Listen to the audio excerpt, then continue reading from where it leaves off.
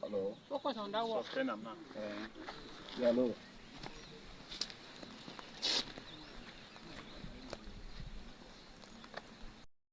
I just want for talk on behalf of Minister of Secondary Education. I don't know. Yeah, the Ministry of Secondary Education. We have come at the same GB. No. We've met the principal there. Suspend. Okay. Okay, Mr. Principal, we are in your school. This is the first day of reopening. I still observe that there are many things not yet ready.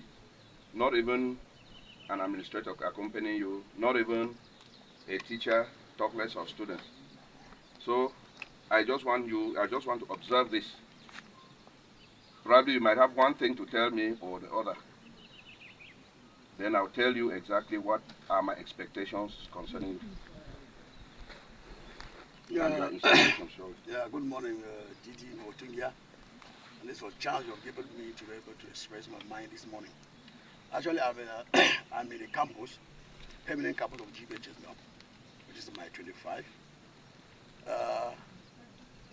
I'm here for now, I'm here alone, without an administrator or any of the teachers or students, as the case is showing. So this morning I tried getting in contact since yesterday to see what I can have some of my administrators. Yes, we are here.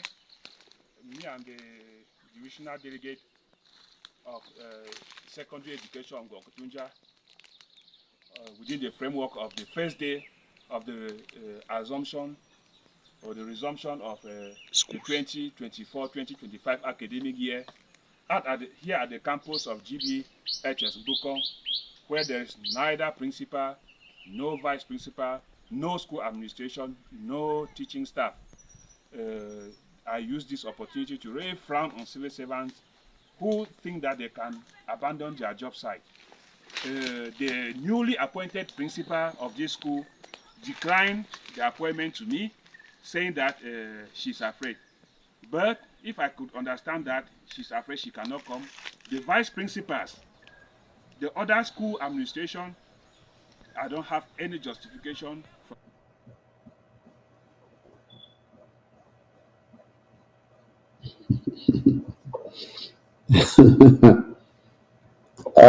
Fellow Ambassadors, good afternoon. Good afternoon.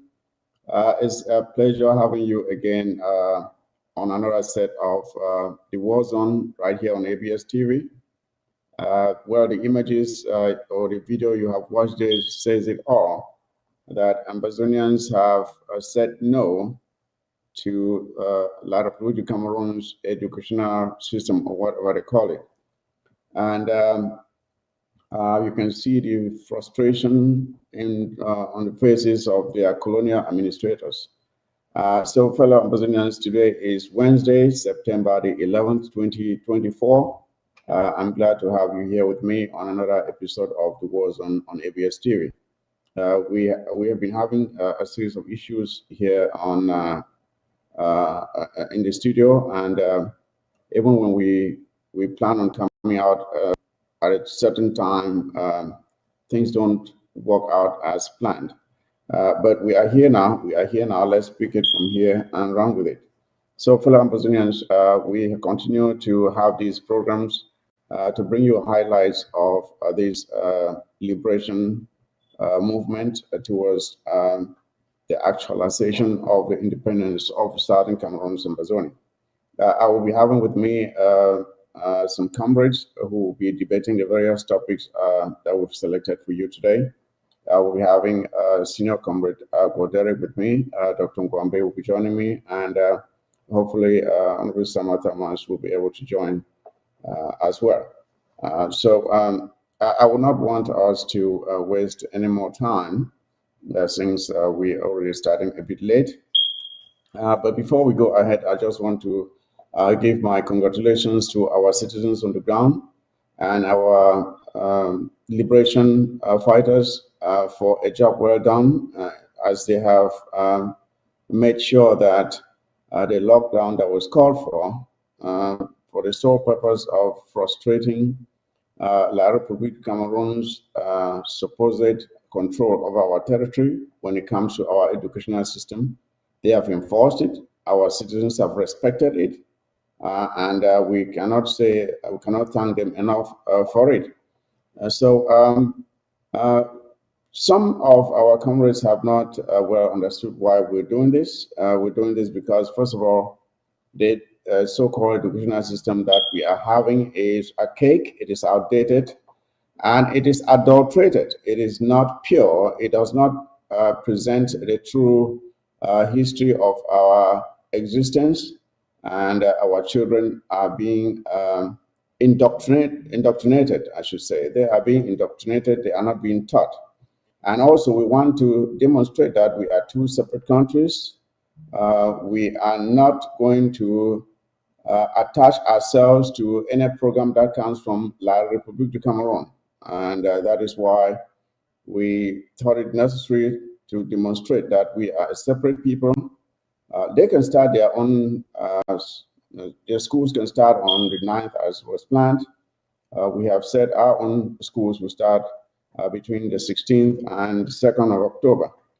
Depending on we allow enough flexibility for the school administrators to choose a day between those two dates where they think it will be suitable for them to open their schools. But we have rejected that. We will not start on the 9th. La Republique of Cameroon can go ahead and start with their own educational institutions, and we will start ours when we see fit. So that was the essence of it. Now, I will not want to waste any more time. Let me bring in my panel, and we will start with the various topics that have been selected for you. As I've said, we will look at some images and videos that will go to reinforce the reason why we can no longer continue to coexist with La Republique, because it is going just like going down a spiral into a tunnel, a dark end with no the light at the end of the tunnel. So we are going to show you some images that go to underscore this reason. And again, we also will emphasize this lockdown and the fact that our people have vehemently said no to any respect of orders coming from La République du Cameroon. We will also look at what happened in Bamenda, where La République du Cameroon criminal soldiers decided to invade and to occupy a school that is supposed to have been open according to their own schedule, but they sent their forces of terror to go and illegally occupy the school. And when the pastor tried to complain, they threatened to shoot him, which is not surprising, of course. That's what they've been doing in our territory since 8 years ago. And of course, we will also take a look at or compare what is called democracy, in quotes, as practiced in Africa as compared to the West.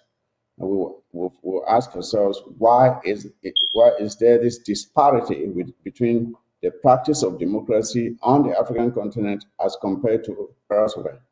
So that said, I would like to see my panel, Dr. Ngwambe, Comrade Derek, Uncle Sama Thomas, whoever is on now. Can I see you, please? Do you hear me? Hello?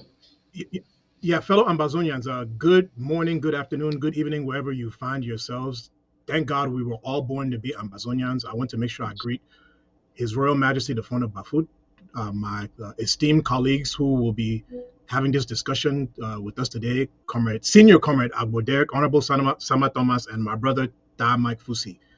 You know, we're going to have a very interesting discussion. There's going to be a lot to learn, and we're also going to be listening to some ideas from the Ambazonian public, because we know Ambazonians have had a lot to say about the things that have been going on. So let's get to it.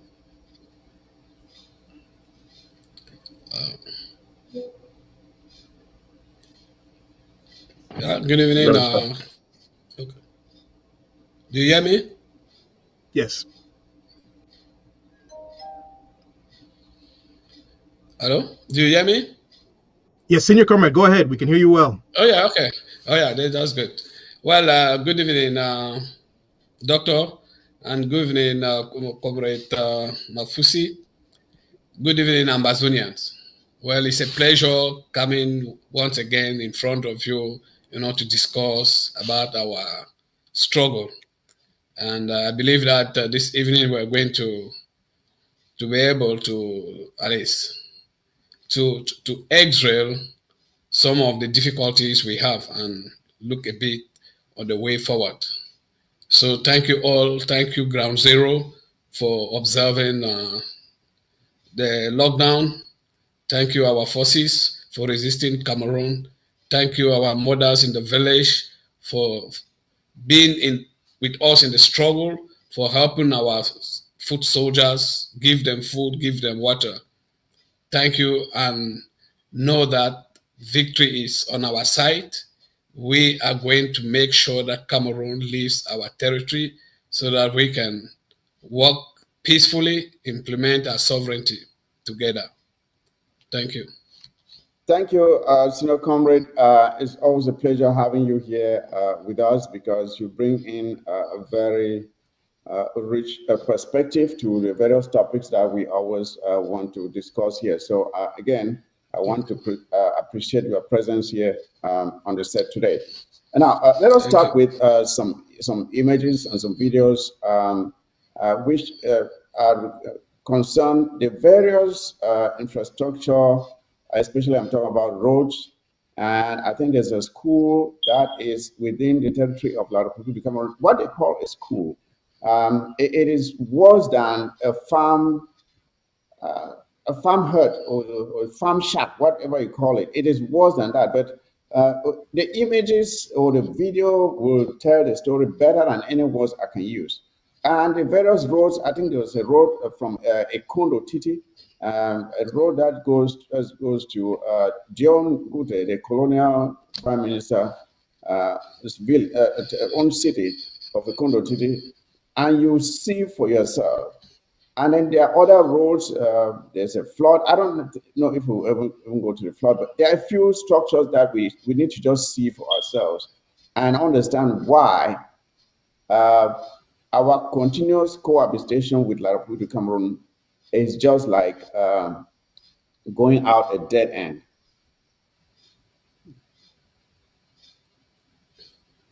Yep, that is supposed to be a road. What you're seeing there is supposed to be a road. You can look at, just see the number of cars that are stuck here. And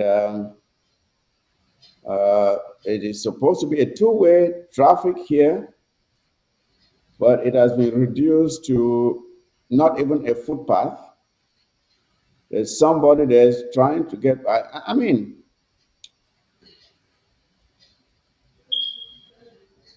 if you are one, and of course you can see that as bad as the road may be, there's one thing that they will always try to get to the most hinterlands of our territory, and that is what? Beer. Beer, because beer is supposed to be the sedative with which they render our people immobile, to render them unable to think and to function and to reason and to realize that they are living a life of misery. So they send this alcohol, which is it's supposed to be like a drug that renders our people unable to react to the plight of their situation. So they will try as much as possible to get this alcohol to the most hinterlands, no matter how bad the roads are. It is something that La Republique is very serious about, to make sure that our people are consuming as much of it as possible. It is a sedative meant to keep you docile and unable to fight back at their corruption. That is just one of the roads. This is another one. This one is the Ekundo Titi Road. Just look at this. Look at this.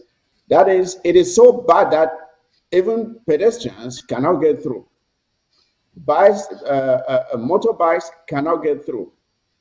Look at this. I want you to look at this girl coming. Look at this girl coming. And see how difficult it is for her to get through, even on foot. See how difficult it is for her to get through, even on foot. And even while on foot, look at it. That bike almost knocked her down and splashed mud all over her. Splashed mud all over her. That is what our people are going through, fellow Brazilians. This is what our people are going through. And I wonder what John Gute is thinking when he sees these images. Does he feel proud of himself that he is delivering for his people? You see, that bike, look at that bike. Look at that bike back there. It can't get through. It cannot get through. And you get out of your house, you are well dressed, and by the time you get to your destination, you are looking like someone who is just coming from making mud bricks, or even worse than that. Sometimes people completely fall face flat in this mud. They fall face flat in this mud. And you are forced to turn around and go home, because if you are looking like that, how can you continue on your journey wherever you wanted to go? Look at that girl. Look at that girl. Look at that girl. So this is what is in store for us. As long as we continue to cohabit with Laropuru to come, there is no end to this. There is no end to this. How can there be an end? Because even I was talking with someone who just visited Bamenda town, and he said coming back, he has just given up, because the Bamenda town that we used to know in those days is a shadow of what it once was. That there are potholes everywhere, there's mud everywhere, there's dust everywhere, everything is just crumbling. And that is what is in store for us. That is what is in store for us. If we do not get ourselves out of this mess, we are doomed. We are doomed. So, senior comrade, I wanted us to see these images and to understand what we are fighting for and why we are fighting. Remember, this thing started, one of the things that started this thing was, we remember Mancho BBC and the Coffin Revolution. It started because of bad roads in Bamenda. Remember? Because of bad roads in Bamenda. And when he came out with his coffin and protested, what did they do? They picked him up and locked him up. And even as we speak, he is still in Kondenge. So ordinary citizens come out just to protest. He wasn't using any violence. He did not call for anything, just protesting the state of roads in Bamenda. And they picked him up and said, how dare you complain? He is still languishing in jail till today. And they have slapped him with all kinds of charges. So that is our plight. Senior comrade, your comments on this, please. Thank you, Comrade FUSI. You see, it's really sad to see what we are going through, after we decided freely to join these people, instead of allowing us to work together, they decided to annex us. You see, what we are seeing today are not the root causes of the problem. They are just the consequences. That's the result of the problem itself. There is only one problem, which is the Ambazonia problem, and this problem is a problem of annexation. Mm-hmm. So I would not even want to use the word coexist as you do, because coexisting at least has some degree of, you even have some degree of understanding, because of an argument, some kind of argument. I'm telling you, so this is pure annexation, and the consequences of this annexation are so big that La République cannot even hide it again. In the 60s and 70s, when we didn't have TV and televisions, They could do that because that was the plan Ahijo had immediately after the plebiscite. I mean, immediately after the plebiscite went in favor of joining La République du Cameroon, that's coexisting with La République du Cameroon. So now, in trying to implement the plebiscite treaty that was signed on the 16th of December 1960, that if the plebiscite result go in favor of La République, these are the things we are going to do. Once the time came, Ahijo completely kept those things aside and even persuaded Foncha administration to accept to go to Funban. And the going to Funban was to bring things like this. It was to prepare the grounds for what we are seeing today. We can see our roads. Those are the consequences of that Funban we went. Everything that was written in that plebiscite agreement was never implemented. And these are the consequences we see. And even the Trans-African highways that was supposed to be built far back in the 80s, Ahijo stopped it. And what was his pretext? He said that, oh, you see, it was even far back from the 60s that road was planned. He said, no, if we allow the Trans-African highways to pass through a cock down to Bamenda, and then they make the ring road, then these people will surely turn their attention to Nigeria instead of turning their attention to Cameroon, or not even La République du Cameroon. So he brought very severe policies that frustrated us. Do you know that in Manfred Town, the whole of Manfred Town was start? Of course. It was yes, I know that. Then what did Yes, Ahijo do? Yes, Ahijo came, told them that, look, these things the German did, we need to do something very good so that we will link a Cork, Manfred, Bamenda. So what you guys will do is that grade these roads, remove all these stars. These things the Germans did were wrong, when they are not so good. They came and removed all the towers. After removing what happened? And replace it with nothing. After removing les anglophones. You understand? So these are the consequences of annexation. And our people should really see it, and they should open their eyes and know that if we should continue to allow this annexation to continue, then we will suffer just as our parents did, and then our children to come will suffer the more. We should take note. There's something we should know. When Paul Biya was declaring war, he didn't say that when Paul Biya was saying that he's going to crush that the Anglophones will be crushed, he didn't say that he didn't use that the personal pronoun. He said we are going to crush them. Les Anglophones, c'est qui? On va les écraser. Senior comrade, let me come in there with what you are saying there, which is very important. And I want people to take note of this. There are two things I want to mention here. First, the very fact that Paul Biya declared war on us, you ask yourself, if you are a leader of a country, can you declare war on a segment of your country?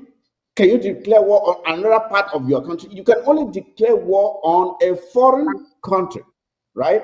Exactly. So by Paul Biya declaring war on us, he was already telling us that we are not part of his country. That is why it was possible for him to declare war on us. Secondly, there are these La République enablers within our territory who like to come out and say one and indivisible, one and indivisible. And my question is this. Let us go back to when we got our independence, where the United Nations voted, I think 64 in favor. And I forget how many that were against and so on. But one of those that voted against us was La République du Cameroon. Now, my question is this. If we are one and indivisible, and we were supposed to have independence by joining La République, like some people want to say, the question then is this. If La République voted against our independence, was La République now voting against our joining them? Was La République voting against our joining them if we had independence, if we were given the condition to have independence by joining La République, and La République voted against that independence? Then what does that mean? Something is not right there. It therefore Exactly. implies that we had our independence as a standalone country. This fraud was only orchestrated after our independence to join us with La Republique, Exactly. being the arrangement of France, Great Britain, and with the complicity of the UN. It was never a condition that we have to have our independence by joining La Republique. Else, La Republique would never have voted against it. I want the Brazilians to understand this, because it does not make any sense. If La Republique were in favor of our independence, by joining them, they would not have voted against it. Now, as you've rightly said here, or before I expand on that, I would like to give, Officer Thomas is on, and I think Dr. Gwambe is there as well. Let me give them a chance to respond to this. Officer Thomas, since you just came in, and then Dr. Gwambe will come in. What is your take on this? Officer Thomas, are you there? Let me hear if your microphone is on. Yeah, I believe you can hear me. Yeah, I can hear you. Carry on.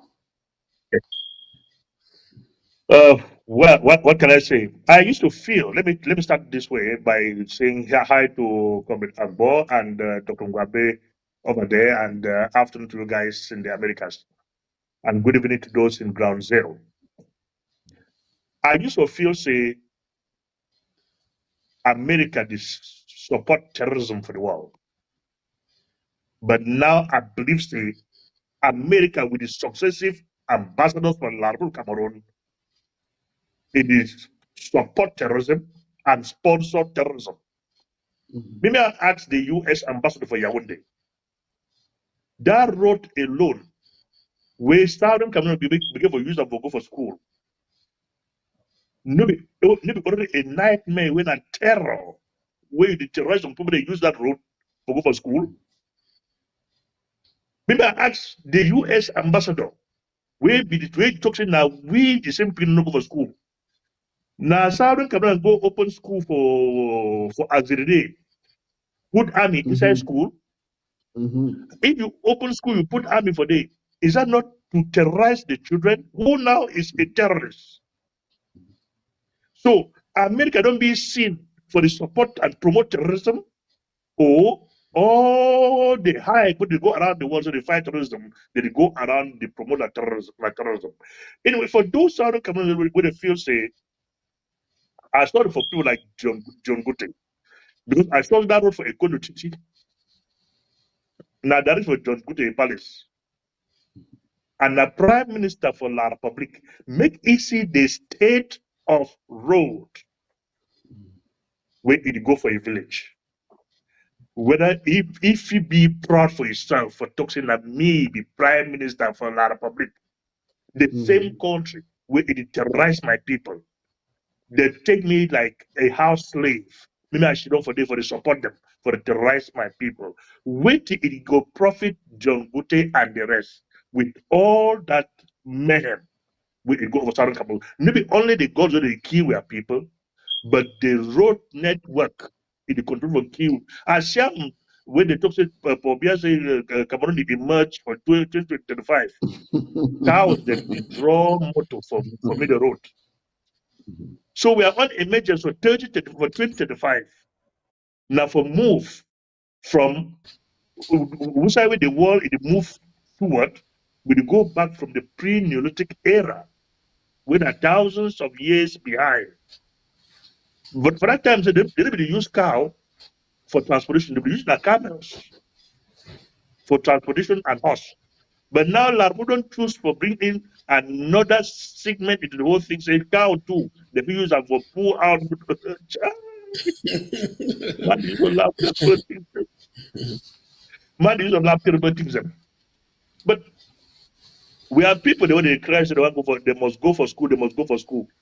I don't know whether they don't make their own drones and helicopters for flying people for school. Or they don't know for use that same road. If you use that same road, come remind me, tell you some story. In the 90s, at move of Mancon, my first day to go for Awin. When I descend the hills of Awin, enter inside Awin, yourself, I shall go buy beans for Council of Mancon. Oh my God, winner! How I would do come out and win? I come back from Mancon just because of the hill where I decided about enter and win. How I would do climb back that hill with that trauma? We may have turned back for a win. I began for sick for 2 weeks. This is a fact. I've been sick for 2 weeks. With that trauma, we may have go through. How I would do come out and come back with Mancon. So if picking them, they use the state of roads where they do for Southern Cameroon today for go for school. How that trauma alone, it will leave this with them for learn, for children for book, for children for class comfortably, for learn book.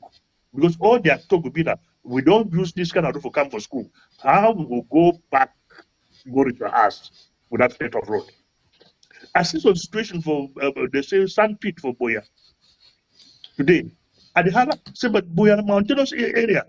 How comes flood if it take place for Boya? Mbelamuki now comes in. Mbelamuki, Boyana, a mountainous area. How on earth flood if it take for a mountainous area?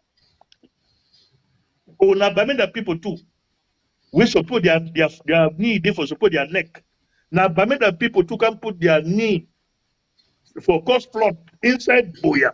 When a mountainous area, Membela Muki can tell Bamenda people when they hear this one because we really are be eager for know whether Bamenda people too don't have to put their knee for Belamuki neck and for God to hold them, make whatever the past they go. Because I know for Mancon, you know if you ever talk about flood for Mancon. Why? Because despite the fact say Mancon there like inside valley, but you come down inside that valley, you will get hills, you get slopes, and so on and so forth, where water defines itself naturally to the valleys, from the valleys to the riverside, from the riverside, you find yourself into the Bakasina Allah for Nigeria. Now, but if you talk about flood, now around whom area if you talk about flood, but for Mancon, you know if you talk about flood because of hills. So Mbelamuki, how it comes flood it take place inside Boyawena, a mountainous area. Is that not terrorism by itself? Where is the UN? Who said the American ambassador for Boya? For Yaoundé, for talk about that one with terrorism. Maybe state terrorism. And if I say terrorism, with American ambassador support them, it means that then they support terrorism for the world. They pretend for terrorism, they fight against terrorism. These people should be very, very careful because we know we already get a lot for our plate, and we don't want them for can't act for that lot we'll get it for our plate. May them live we contented with what we inside our plate. If no one will support we forget out of, may them live we go like the bishop say, make the black slaves, them get themselves, they tie their own bootstraps. Of which another question will come. How you will do tie your bootstrap we don't even get boots? We don't get boots. So we don't get into a tire. But may them live we use the means where we fit use them. Forget out of the quagmire when they put for inside. Meaning we can't add more salt into an already injury when I them water.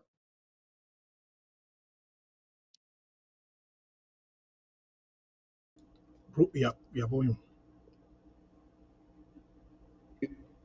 We need to hear you. Okay, Dr. Ngwambe, carry on. What you know? Summer Thomas, Summer Thomas, welcome, oh bro, welcome. Look, here. As the caption for bottom of the screen, it talk. This is what unification gave the people of Amazonia. I mean, I don't. In short, it be very, very sad. Like I said, La Republic du Cameroon, I heard you to be right check with disappearing ink. Where you wash on inside water, that ink did disappear for that paper because when you look at the underdevelopment where Southern Cameroons don't undergo through for these past 50 plus going to 60 plus years with La Republique du Cameroon, you realize that it's a fake unification. It's a unification where we they suffer while they enjoy. And the sad thing where they put this situation, I say, the British put just about every colony that the British were supposed to do a kind of decolonization and transition their territories to trust territories to independent status. They failed all of them. They failed us. They failed South Sudan. If you look at that joke of a thing that they were trying to do between what we now know as Bangladesh and Pakistan, they failed those two nations too. So it's just a sad situation. But the proof of the matter, where then I say, for all these examples, why I don't give them, where the British and the United Nations, they be make that mistake, not it be the responsibility of the people of that territory them for correct the mistake.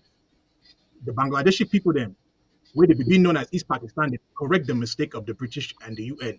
Our brothers in South Sudan, they be correct their own mistake, where the British believe them inside. Now our turn for correct the errors of the British. And when we correct the errors of the past, we'll be able to fix our present and fix the future of our homeland, where we no go get this kind of rubbish, where you see what they just pass for road like say now some river I get for day for day. This absolutely makes no sense in this modern era of technology and the human resources that we have in our territory, the educational capabilities, the strength to do good work that our people have. We should not be having these types of conditions in our territory. But because of poor leadership, mismanagement of human resources and financial resources from Dictator Bia's CPDM, that is why Ambazonians are suffering up until today. And it is our responsibility to secure a homeland of our own where we can fix our nation so we don't have to suffer like this anymore. That is my particular stance on this. I mean, it's very Dr. Ngwambe, I don't know whether you can hear me. Yeah, I hear you fine, bro. All right. Now you guys realize all this one it happened. We see every day, even today, another video don't come out with another flood again. These floods they happen because they will get more rainfall now than ever before. Now, one reason only, because there is no drainage. Just indiscriminate construction without access where any small rainwater where they come, it be for now for be channel for pass for the small space where it be left. No drainage not there for sufficiently convey any running water out of the living areas for where will cause destruction. And in the situation will only get worse as more houses they be built for area where now water supposed to pass, rainwater supposed to pass. Now, whether you see all these things that happen, and I tell you, the greatest destruction we see on the road now water the cause, nothing else. Water the cause the most destruction for any infrastructure. When you fail for channel running water properly, now wait till that way to get up. So, senior comrade. Yes, I think now I just add small thing too for the, Okay. Define to as more the top me what preparing to the year. You see, just as we don't they talk, say these now some of the things where they have. If you look in the days of even more just say that time where they be call and say West Cameroon, we'll see all the kind of thing. But you see that say when Cameroon will go into total enforcement for this annexation, they bring the administrators them, they start to sell land them. If you go for Boya, the land where the South Carolina administration be level for build institutions there like foreign ministry, Ministry of Education, all those land, the La Republique, Dio and governors them, they don't cancel at all. They don't cancel all those land and people don't just go pack house.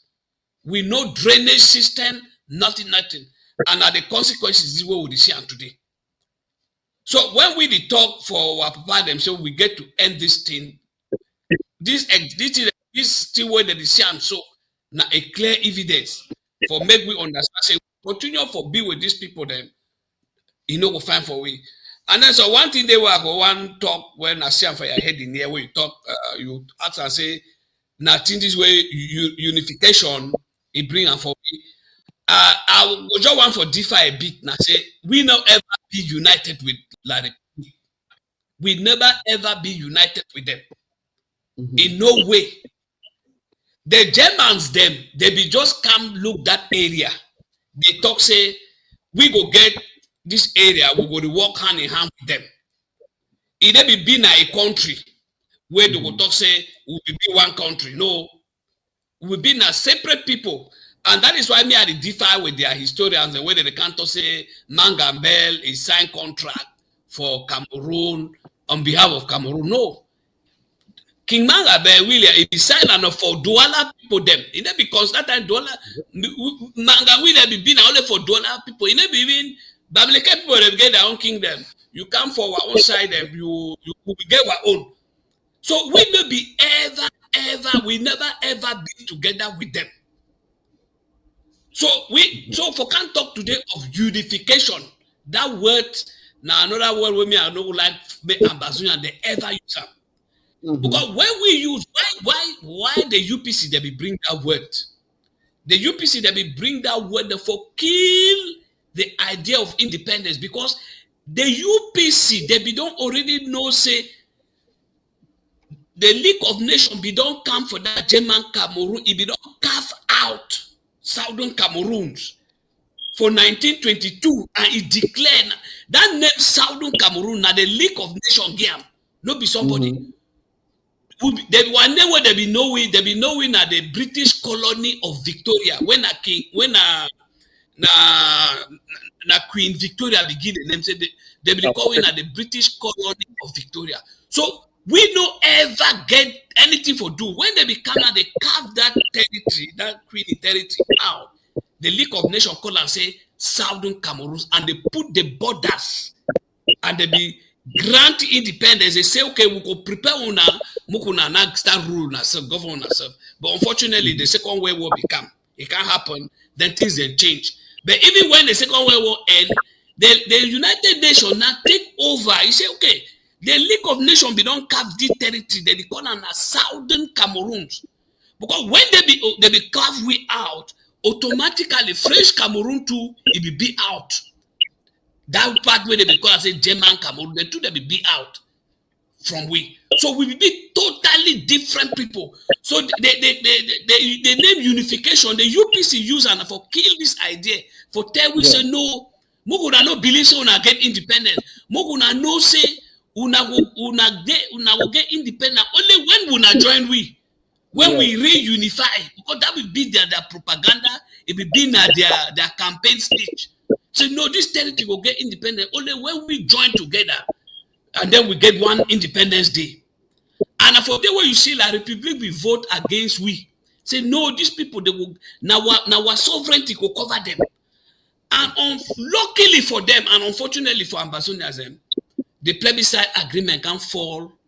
Say we can't vote. Say we won't collaborate with them, and immediately they take that one as a propaganda. For now, they tell the world, teach even their picking them, teach even our own them, teach we say if they so we be get independence, not for be a state, but now for say we go join them. So now their sovereignty is the cover. And that's why you should give foolish people like Capo Daniel there for our liberation struggle, where they go out there, they talk say, Southern Cameroon never ever get independent, we'll be getting independent of the true Cameroon. No. We be get independence even before Cameroon. Now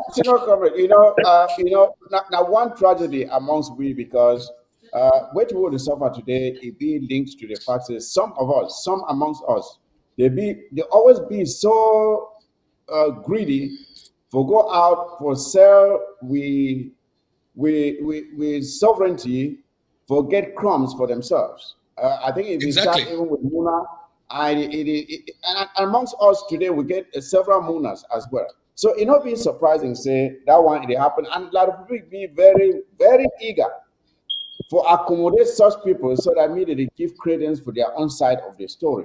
But that one, we know we should don't lament on that one, because we know wait now others tell we who we will be and what we were supposed to be. We get for define the system. Now, let me I would like to just move on for this story. Real quick, because I want to talk about this school for Bamenda. The issue of unification and La Republic vote at the floor of the United Nations on behalf of the people about the creation of Southern Cameroons, joining La Republic over the independence of Southern Cameroons. La Republic, if you vote against the Southern Cameroons independence, yes, because it want an independence for joining them. But with the treachery of the international community, you not fit the vote for my independence. Say, I will get that independent vote join another person, and that person will get that independent vote join you on equal terms. You vote against independence. Exactly. Yes. Say, make I go join that person. Never only say, make I go join that person, but the administrative authority withdraw his soldiers from my territory, then invite the soldiers of that particular territory where I begin to go join on equal terms. They Terms. can They can't take invade me. over. That was a transfer of a trusteeship territory to a colonized power and not sovereignty handed to the people of the Southern Cameroons. The Exactly. British sold out people of the Southern Cameroons. Nothing like Yes. Comrade Agbo is saying. Nothing ever took place like unification, for we were never unified with La Republic, which I'm also Yeah. questioning them every day. If Cameroon was one, who was that king of Cameroon that was ruling over the Cameroon you know? Or who was the Yes. president of that Cameroon that was ruling over the Cameroon you know? That we are now reunified. If at all we are reunified based on the German colony of Cameroon, then we need to bring back Equatorial Guinea, Gabon, Congo, Chad, Central African Republic, and so I'm part on of and so Nigeria. forth. Why not? What the interest of Ahito wasn't even the Southern Cameroons. We should bear this in mind. The interest of Ahito was never the Southern Cameroons, but the Adamawa region, the British Northern Cameroons, because they were Muslims like the Northern Like Cameroons, himself. who are Yeah. Muslims. Ahito was for those guys to join La Republic and not the people of Southern Cameroon. So when he meets those guys and the people of Southern Cameroon choose to join La Republic in this unholy alliance, Ahito said, I'm going to teach you people a lesson, not by accepting you people as equals, but I will in turn colonize you guys. And the American ambassadors, so American ambassadors are endorsing and embracing this mayhem which is going on in the world. Shame to the American people. Yes, yes. It is very true that even from the very onset, from those very early days, La Republic had already made up its mind that they were going to take advantage of us. But our leaders then were naive. They were naive.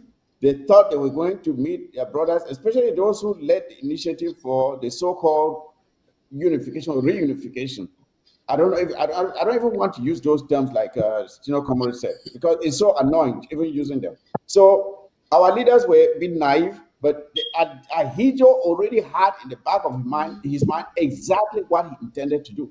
So they have just accomplished what they planned to do, and that is the sad thing with the French. They are crooked, they are manipulative, they are liars. You can never trust them. You can never trust them because their word means nothing. Now, about this school, the takeover of this school environment in Bamenda, where we saw, the so-called moderator of the Presbyterian Church and others lamenting about the fact that La Republic of Cameroon took their soldiers, came to a school that was built with funds raised by the parents of the students. You know, in our system, we have the parent-teacher associations. These schools are built by the parents. It is not a so-called government school. Even government schools that are created, they don't build them. It is still the parents that build them. And then these La Republic thugs come in. They make no effort to consult the authorities of the school. They simply came in and started offloading their mattresses and living stuff. And when they met I think it was a pastor that was in charge of the school, and they asked for the key, the pastor said he didn't have the key. And then they went ahead to break the doors.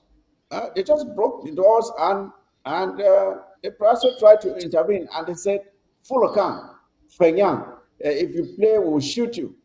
That's what they talk. Say, if you play, we'll shoot you. That's supposed to be a pastor in charge of the school. They threaten him. They call him Fenyang. That means a fool. If you play, we'll shoot you. And they could do it, and nothing will happen to them. So they took over the school, and then Funky, who came out here in the diaspora with others as errand boys for La Republique du Cameroon, trying to convince our leaders to accept the special status of La Republique du Cameroon.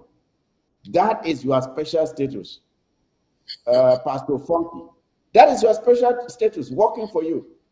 A school where, according to them, students were supposed to have been in school on the 9th, according to the schedule of La Republique du Cameroon.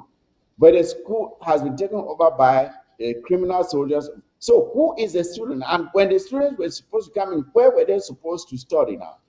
Where were they supposed to live? In the same environment with such criminals, so that people's children can be raped and tortured? Is that what the Republic of Cameroon's colonial administrators would? And that's not all. They went to another house around Akum, and they simply went in there, broke the door, and occupied the premises. And the owner of the house went to protest to the colonial governor, and he said, "You are protesting that you want them to stay where?" That was his response. So that is what we are going through. So, Dr. Gombe, this is the situation that we have in our territory, and people continue to put on these blindfolds, and they are hoping for some miracle that tomorrow they will wake up and things will suddenly change. Can you paint it in the minds of our people that in order for this situation to change, we have to take the necessary steps to make sure it changes? It will not change by itself. And that is what has happened to every marginalized people. They have to fight to make sure that they have their freedom. It is never given to them.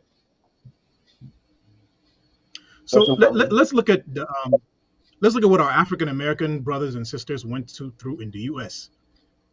They had the white supremacists of this country had put in place a system that they were calling separate but equal. And unfortunately, they were not funding the African American exclusive schools equal to the way they were funding the white schools. So our African American brothers and sisters, they had to go out there and protest. They engaged in their civil disobedience, and we ended up with Brown v. versus the Board of Education, which desegregated American schools. And even then, there was still a lot of violence that led to that desegregation. And then, of course, you all know what happened with the 1963-64 Civil Rights Bill, which essentially liberalized the whole country. And the point that I'm using to bring all this thing up is that these things did not come through some kind of overly peaceful agitation. It did not come through people just talking and going to courts and putting down new legislation, and it was just going to happen peacefully. It did not work that way. People had to go out and engage in certain activities that made the establishment uncomfortable. What were some of those things? Our African American brothers and sisters, they were not allowed to eat at the counters or drink from water fountains or use bathrooms of their white counterparts. How did they make their white counterparts feel uncomfortable? They would go into a restaurant and sit at the table where it said they were not supposed to sit. You have to make you can't. How does it say, Nathan Mike? Power is not conceded without a demand. And when they did those things, they knew that there would be consequences, including the risk of death.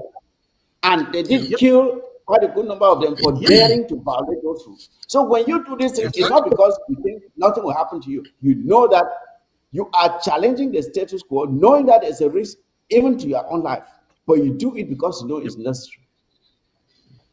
Carry on. And it's because of all this. It's because of making the establishment feel comfortable, and then being willing to accept the repercussions that our African American brothers were able to get this country to get closer to the ideals that were expressed in the Constitution, which has created an opportunity for people like you and me to be able to be in this country because of what these people fought for. The brutality that they experienced while they fought to make their country more equal and just. And my fellow Ambazonians, it's not easy. We saw what La République du Cameroun is doing to us while we're fighting to regain the sovereignty of our country. They went into our universities, took our daughters out of the universities, made them roll around in mud, beat them up, all those types of things. They went to Ambazonia Protestant College, which you all most likely know as Cameroon Protestant College, but we all know it's going to be called Ambazonia Protestant College. La République du Cameroun went there, took students there, and had them roll around in the mud and abused them and insulted them there. Look what they did to our brother Mancho BBC, just for the simple peaceful protest that he was engaged in. And then what about the day when all the civilians of Ambazonia went out with their peace plans and they were protesting to be treated equally, and they were shot down by helicopter gunships? It is unfortunate that we have to go through these things. It is really unfortunate. I wish that La République du Cameroon was that kind of a nation that would listen to the cry of the people and they would adjust. But no nation has existed like that anywhere. No. Even the whites themselves. Do you think this 40-hour work week that we in America enjoy, that the whites, do you think they got that for free? The working class here had to fight for that. They even had white children going and working in factories, losing limbs and all those types of stuff. White women were not even allowed to vote in this country. They had to fight for it. No. So power does not concede anything if you don't demand it, and then you have to be willing to suffer the consequences of that demand. Now, Yes. I know there are going to be some people who will say, you all in the diaspora, you all aren't experiencing the same types of trauma that we're experiencing. You're right. We're not experiencing the same level of trauma that you, our brothers and sisters, are going through back home. And we don't even want to equate ourselves to what you all are going through. As a matter of fact, the reason why most of us got in this liberation struggle is because we saw what you all, first of all, we went through what you all went through, which is what forced many of us to come here. Then we saw the way La République du Cameroun was treating you all, and we said it's unfair. And because we in the diaspora, and we know that you all back home are people who have always wanted justice, we said we have to make sure that our brothers and sisters back home can have some modicum of equality to be able to fight back against La République du Cameroun, because it was just bare hands at first. That's why we got into this. And to your point there, Dr. Lambert, to your point there, in regards to that argument, let us take, for example, those who are out here in the diaspora, and they are very unconcerned with what is happening back at home.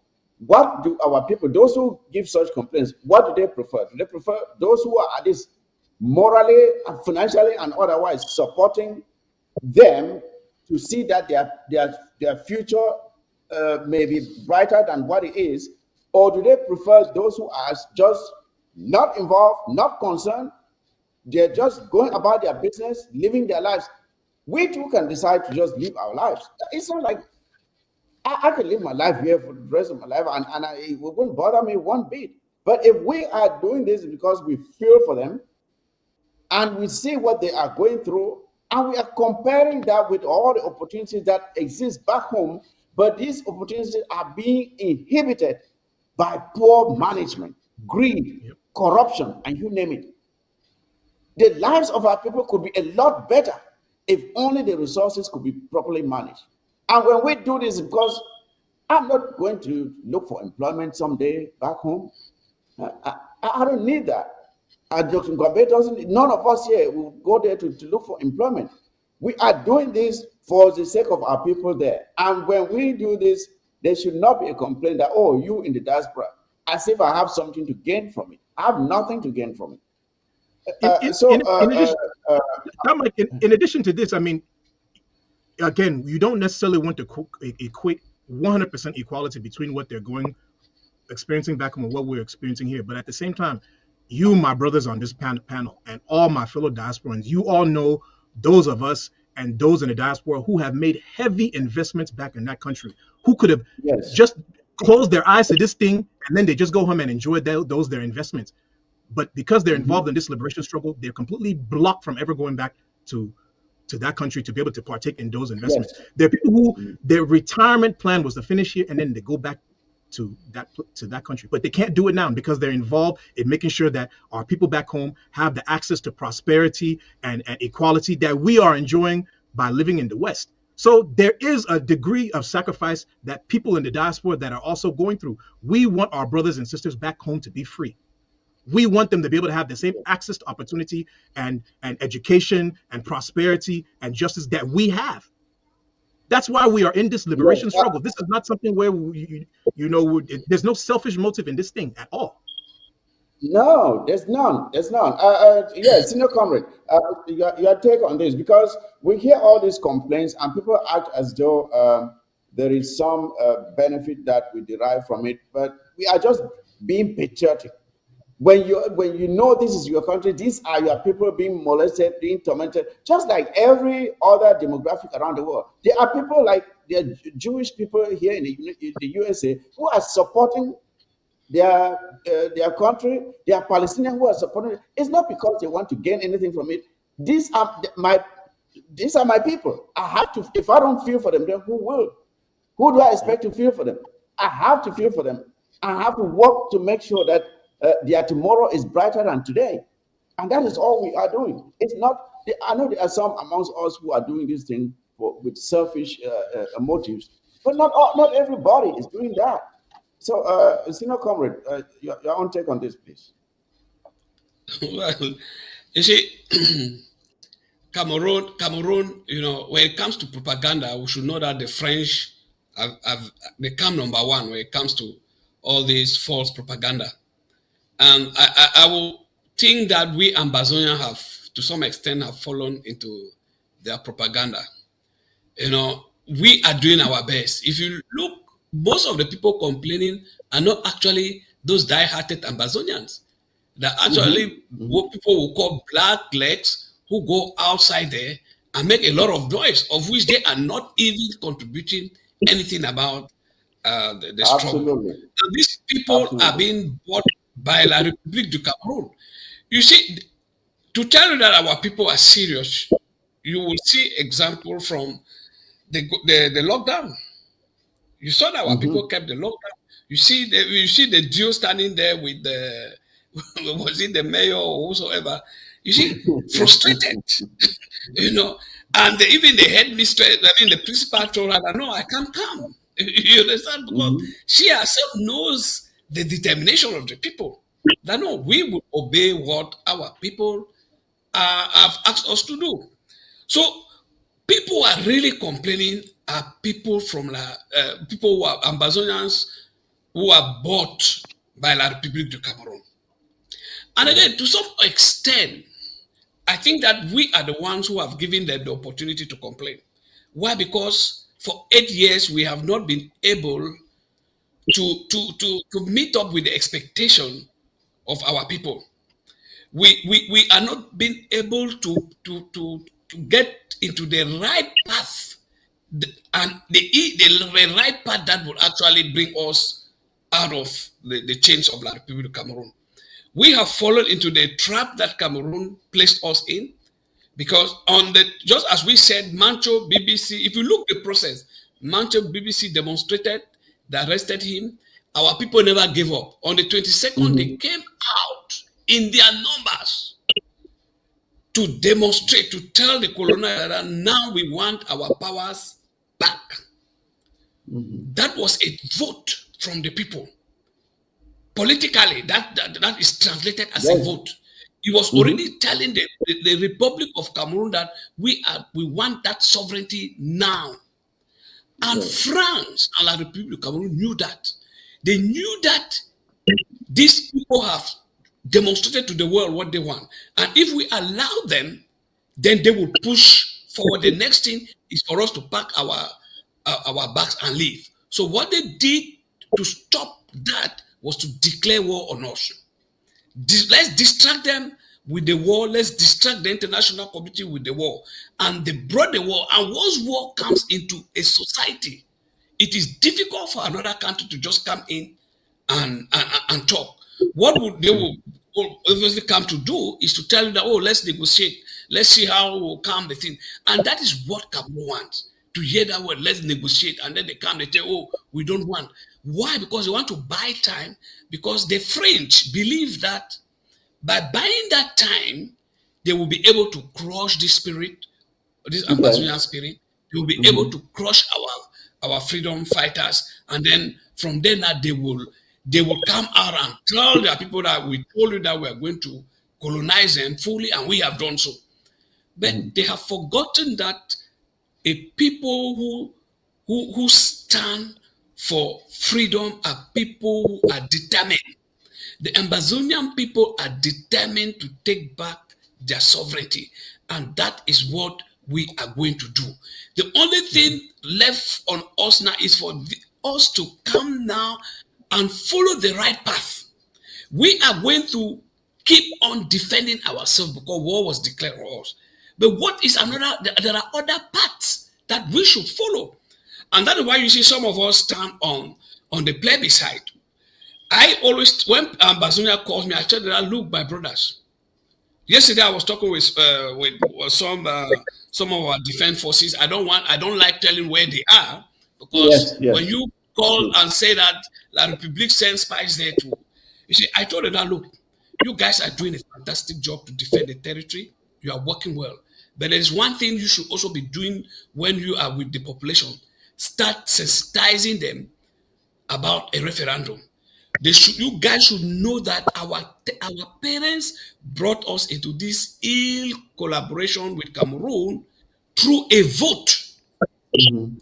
We came there through a vote, and the international community knows that we came there through a vote. And the only thing that will take us away from there is the vote. Yes. It was the people who gave the power to the frontier administration to say, okay, you work with these guys. And it is only the people who can take back that power they gave.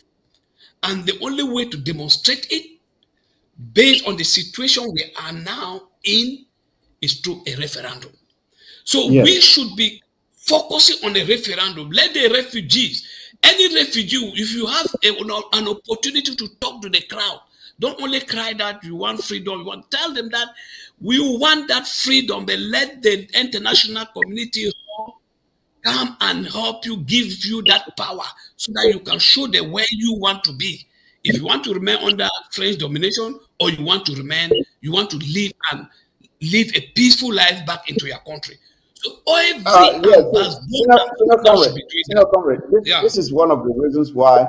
This is one of the reasons why we must, when you give the counseling to these fighters, we must also underscore the fact that that is why it is important for them to treat our civilians well. We don't want to exactly. scare off our civilians where, when it comes time to vote, they start thinking that, oh, but these fighters who are treating us so bad, if we vote for independence and they are the ones in charge, how would they treat us? That is why we Exactly. condemn some of our comrades who go out and they do things that are contrary to the aspirations of this liberation movement. They do things that deter our people from giving their full support. As much as our people's minds are with us, we must do those things that will continue to encourage them to cooperate with our liberation fighters, because they know that they are being protected by these fighters. So this is something that we must continue to drive into their minds and to make them Exactly. understand their actions, their very actions will contribute to how this thing ends. Whether it ends well for us or not depends on how they treat our civilians. Now, Exactly. one thing I would like to say here is this: we must understand that if we should fumble, what we see happening to the Palestinians in Gaza will be what awaits us, where even the water that you drink is controlled by someone else. Your electricity, first of all, our electricity in our zone is already controlled by La Republic Cameroon. What comes into your area in terms of food, material, whatever, will be controlled by them. Whether you leave that territory to go out of the country, they will control it, and they can restrict you and make your And they life will. very like an open prison. We don't want that. And the only way we are going to prevent that is by making sure that this liberation movement, the outcome of this movement, must work in our favor. If we should fumble and stay back again, we are doomed. We are doomed. Failure is not an option. We must succeed. Honorable Sama Thomas, I know it's getting late there in your area. I would like for us to move on to onto this topic of Let me say something about the occupation of Azeri okay, Presidential please, School. okay. You see, people used to make statements not knowing that those statements they make will come back haunting them. Mm-hmm. I would have loved that Reverend Funky could have said, "Hooray! Thank God, La Republic has come to occupy part of my institution." Yeah. Why should Funky condemn the occupation of Presbyterian School Aziri? 2 classrooms of Pretoria School Aziri. Why should we condemn it? What is the difference of Lara public soldiers occupying those 2 classes and Lara public to Cameroon occupying the entire southern Cameroon? Excellent Is it point. the southern Cameroon that is more important to be liberated, or Funky's 2 classrooms that needs to be liberated? Why must he complain? Is that not his own special status? Is brought right to that school and given to him that's your own. Is that not the special status you want also accept? So, special status is only good for the people of Southern Cameroon, but it's not good for Funky if it concerns his 2. What goes around comes around. You should deal with it and accept it. Yeah, Exactly. yeah. It's like someone who chooses to kiss a viper. Say, oh, this viper, I love you so much. You are my friend. He goes to kiss the viper, and the viper does what he knows how to do best. And then the guy starts crying, oh, my face, my face, my face. No, you knew it was a viper. You thought it was your friend, right? Enjoy it. So that is what Funky is enjoying now. He thought he could make friends with La Republic of Cameroon. And we've warned them that, look, these people cannot be trusted. We have tried them. Several people have tried them. And it didn't work out. It didn't work out. They have no friends. I've quoted examples. This is just a sign to tell. Yeah. It didn't work. Now, I was just saying that this is a sign to tell Funky that the La République wants to enforce ghost town on children. They don't want children to go to school. It's just a simple sign for people to understand that we don't want you to go to school. We want this status quo to remain so that we can now keep on ruling your territory. So all those who are blaming that it is the Ambazonians who don't want children to go to school, it is the Ambazonians who don't want to lay down their weapons, they're just mistaken.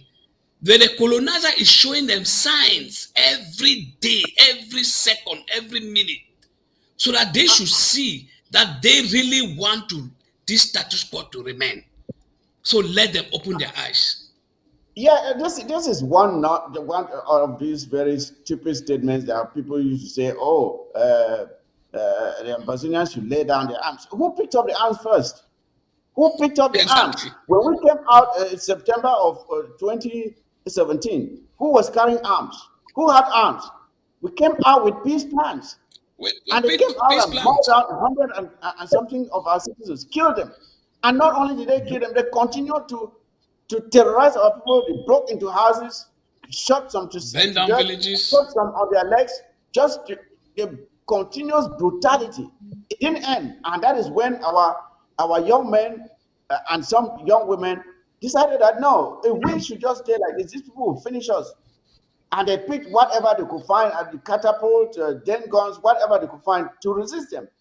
We did not start a war. They started the brutality on us, and we are simply responding. So people should get their facts straight. Now, let me take you to this other topic that I'd really like for us to take a look at, because this is something that is so abused. This word democracy. The word democracy is so abused within the African context. Yesterday, and the reason why I felt like we should talk about this topic, because I watched the debate between former President Donald Trump and the current VP Kamala Harris yesterday in the USA. And I must first of all state here that there is no human system of leadership that is perfect. But there are some systems that are, because you always find human error, but there are some systems that are working much better than others.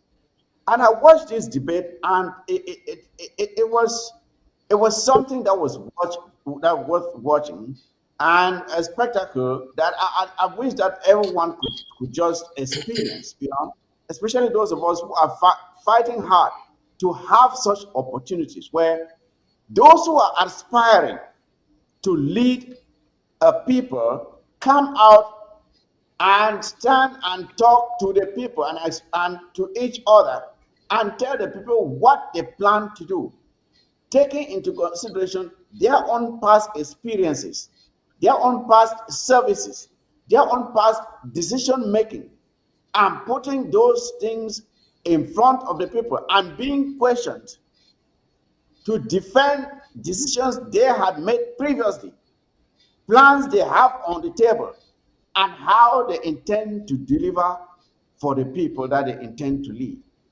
And it was a spectacle that I saw yesterday, and it was impressive.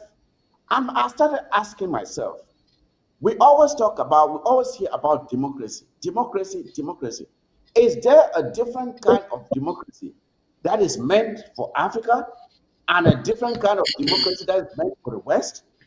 Why is it that we see these things happening? We see leaders or people who are presenting themselves to be leaders coming out in the West and engaging with this kind of interaction and a debate. But when it comes to the African continent, we don't see it. Why is that? Why is that? Why don't we see such a debate in La Republique du Cameroon? I know with us in Amazonia, we are already trying to practice that, even as we are still in a liberation movement, so that we can formulate ourselves and like someone practicing for a race, so that when it comes time for you to run that race, you are able to run well. That's why we're trying to practice it within our liberation movement. But again, compared to the African continent, we saw the elections in Nigeria. I didn't see any such debate. I didn't see it. Maybe I missed it. In the Republic of Cameroon, we have never seen it. We have never seen it. And in most of the African countries, we don't see the leaders come out and engage like this. So the people, the electorate, can listen to them, compare their plans, compare their past performances and experiences, and decide for themselves who to choose to lead them. So my question is this, fellow comrades of the panel, what is the difference between Western democracy and African democracy, if we can even call it that? Isn't democracy supposed to be practiced in its entirety of the meaning of it? Is this supposed to be something where you can formulate it to suit your own society, where only part of it can be practiced and the other left alone, depending on where you're coming from? Is democracy not supposed to be practiced in accordance with the definition? I know that growing up, we always hear that, oh, democracy is a government for the people, by the people, and for the people, whatever that. It's so simplistic when you just put it that way, you know? It's so simplistic. It does not have the essential components of what that democracy really means. But I want us to take a look at it. Why is there this disparity between the way democracy is practiced in Africa and how it is practiced in the West, where no leader in the West has ever, we've never heard that one of them has tried to change their constitution in order to extend his term of office. But in Africa, it's so rampant. What is the difference? Senior Comrade Agua, maybe you should take on this first. Thank you. It's a very broad question that is a whole lecture. I know, We're just going to compress it. Try to summarize it. We'll just try to summarize it. Well, you see, democracy, when we say democracy is for the people, it is attached to practical democracy. So what we see in Africa is what we call democratic recession. And this recession is because, and this recession actually has caused a very big gap between the theoretical definition of democracy and the practical part of democracy. And in Africa, we see that because of these differences, we have not turned to create weaker institutions while we create strong men. And now these strong men are the ones now determining the kind of democracy they want to see. So they go out, tell the people that it is democracy, but actually it is not democracy. Because in practical democracy, the power belongs to the people. It is the people to decide. And whenever you give power to the people, they turn to build strong institutions, strong political parties, strong parliamentary system, strong judicial system. It is now those institutions or these institutions that now oversee the real functioning of democracy. But once we don't have strong institutions, the only result that will come is what you will find in Africa, where people come and impose themselves on us. So while in Europe, in most European countries, if you come into America, what they have succeeded in doing is building strong system, or I would say not system, but strong institutions. When a judge passes his judgment, you will never see the president calling him on the phone and say, hey, change that decision. Like what you will see in La République de Cameroon, where even a mere secretary general of the presidency, somebody who is not even a minister cabinet, but he's a mere secretary general of the president, someone helping the president, is able to call and stop a decision of a court. Can you imagine? This is to show us that those institutions in Cameroon are not functioning. And when those institutions are so weak to that extent that a mere secretary general can just deceive the people and tell you that sur les hautes instructions du chef de l'État. Can you imagine? And the people believe it. So it's just to tell you that the institutions are not there. They are not there. That is why such things happen there. That is why the secretary can just come up in the morning and use that phrase, and everybody sits quietly. He does what he wants to do. So if Africa will have to change, if we will have to see the kind of democracy that we see in other countries developed well like that, we should start by building our institutions. We should start by making them stronger. Because it is when those institutions are stronger, it is the people that are strong. The people become more and more stronger. But once those institutions are weak, then a buffoon, like what you will see in the people like Tanganji and Gongo and Paul Biya will come up and impose on them. And they will sit quietly. Why? Because there are no institutions to protect them. Mm-hmm. So I believe that we Africans will have to start thinking about reforming our institutions first before we can now be talking about democracy. Thank you. Thank you very much. That is exactly why I brought this topic for us to think about, because when you look at the inability, I would say it is willful on our part of our inability to practice real democracy. It can be traced back to the fact that we don't have those supporting structures that you've mentioned, the legal, media, and legislative, that are supposed to be there to enforce the rules of democracy. When you don't have these powers that will together override any negative tendencies by a dictator president, if you don't have those structures, then whatever you have called democracy cannot work. Because the fact that democracy is working in the West, like the United States and other places, is not because those who present themselves as leaders are very morally upright. If it were so, I think just recently that would have happened in the United States of America. But the reason why this democracy has been so successfully implemented in these places is because the founders of these countries established rules, and by which every person who comes up and presents himself or herself to be a leader must abide by those rules. And there are consequences in place to hold them accountable if they should fail to live by those rules. Unfortunately for us, we allow the very people who have presented themselves as leaders to write the rules of democracy in Africa. Exactly. And they will expect them to write those rules, hold themselves accountable. For example, the Constitution of the Republic of Cameroon is simply in the pocket of Paul Biya. He scribbles whatever he wants on it, and then he presents it to the hand clappers.